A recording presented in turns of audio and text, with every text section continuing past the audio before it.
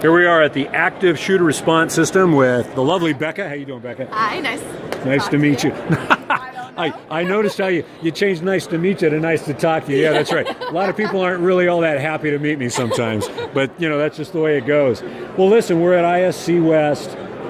Phenomenal location, phenomenal event, of course. We talked about SHOT Show and some other things. Yes. Hopefully we'll see you folks there.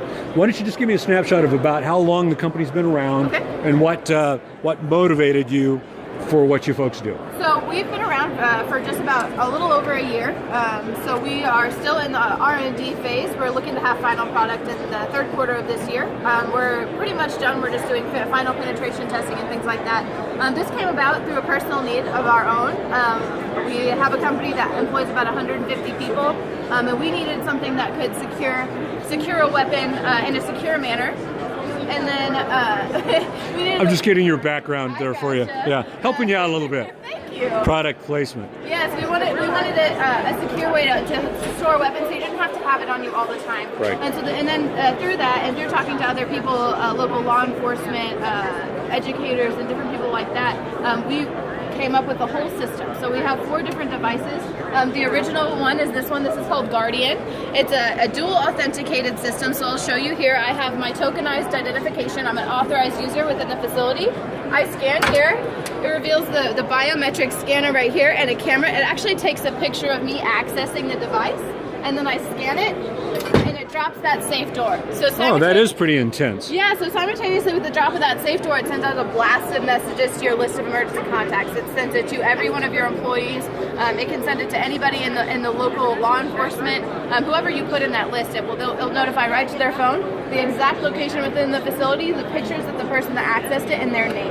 Now, does it run video, or is it just a snapshot? Right now it's just a snapshot. Eventually we will move to doing a live video feed, but right now this is just a snapshot. Doesn't hurt for evidence. Right. Yeah. Well, evidence of who's there, but if they're blurry, evidence, and then also evidence if something happens in the immediate vicinity. Now, you mentioned a broadcast is possible to local law enforcement. Do they have to subscribe to a program or anything like that, or is that part of? So if you're in a school district, for example, so your local school district could reach out to their local law enforcement and say, do you want to be on this emergency contact list? And then you just put their phone number in there, and it comes directly to their phone.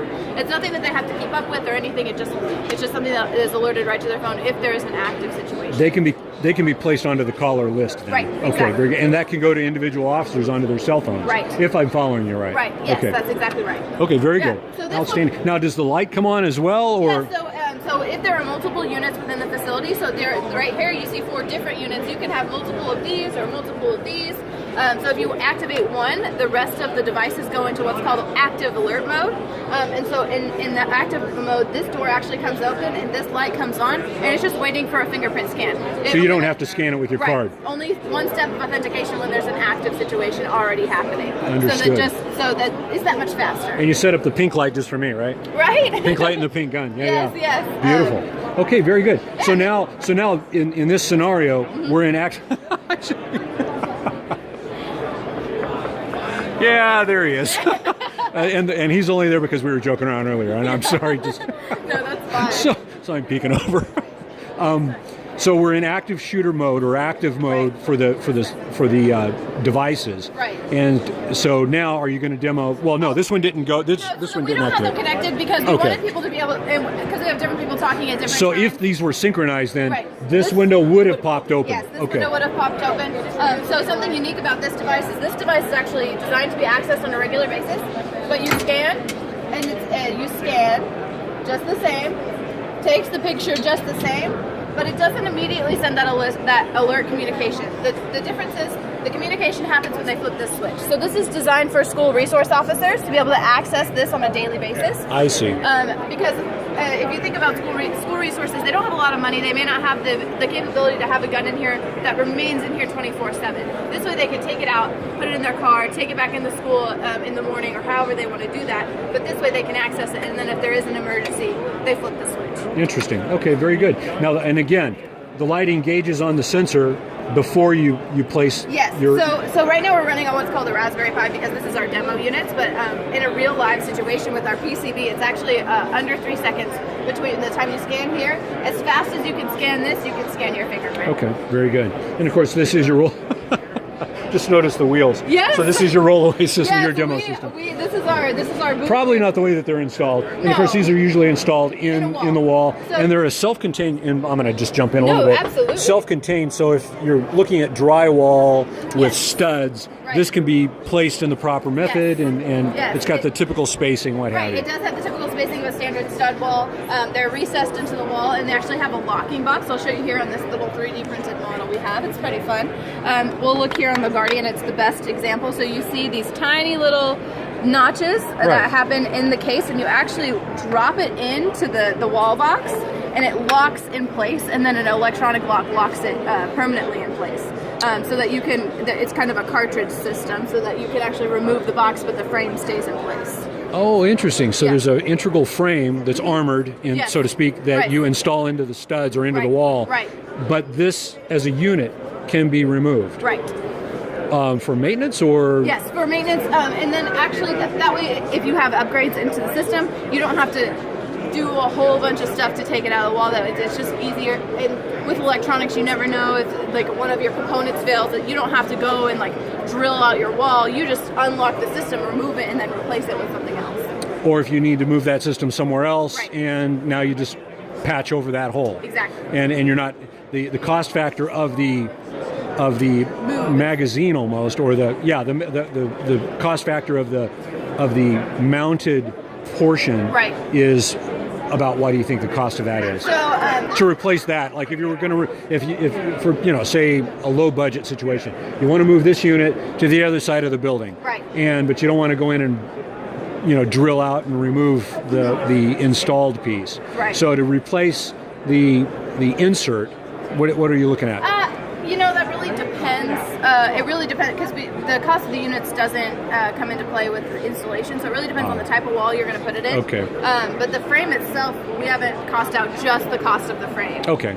And so since we're talking about cost, what's a typical MSRP on these? Our MSRP on this unit is about $7,800, and then this one is about $98. So, and the reason is because there are so many sensors involved in this, and we want it to be completely secure. It's tamper resistant. If someone were to come at it with a heat torch, it would send an alert. If it was to detect light inside of here without a proper authorization, it would send an alert. There are so many things in here that make this a smart box. Well, as well as the announce or the alert system itself. Now, is this system hardwired to your wiring of the building, or is it a battery-operated system? So it's both. So there's a battery backup inside of here, but it's actually power over Ethernet. Okay. So both the power and the communication go through the same cable. And so it's connected to our proprietary controller, so that it can be a closed network system that actually pushes those alerts out on a different network. Okay. And if, numbskull question, but if someone were to sever the Ethernet, and all wires going to this, is there a battery backup? Yes, there's a battery backup. It can last for about 12 hours without being connected to the system. This safe would actually still be able to open, but it wouldn't send out those messages if the power cable was connected. That was my follow-up question. Is it won't send out the alerts? Right. Okay. I mean, you cut off somebody's power, and there's. So you'd have to have a self-contained system in there with its own. Yeah, exactly. Right. But that's the numbskull follow-up question that I would have. Absolutely. The controller does send out a notification that lost connection to a safe. Right. So it does. Okay, good. Yeah. So you get an alert. It monitors the heartbeat of the safe about 60 times a second. So the second that's cut, you would know. Right. Yeah. So you would. And you could have that also. Could you have that alert going to the local law enforcement agency as well? So we're looking at doing that to the local monitoring center. That alert goes to, and then your network administration list. So everyone in that list would get alerted, as well as your monitoring center would get alerted. Very good. Outstanding. Anything else about this? Is it available now? It's not available right now. It'll be available in the third quarter of this year. We're thinking about July. Okay. It's a rough number. So we're doing third-party testing, like I said earlier, and so we're just kind of waiting on that to come back, and then we'll be ready to go. Outstanding. Where are you folks out of? Northwest Arkansas. Outstanding. So we're in the back door of Walmart. Back door of Walmart. I love it. Yeah. Okay, Becca, it was an absolute pleasure to meet you, and thank you very much. Well. Good luck with this endeavor. Thank you so much.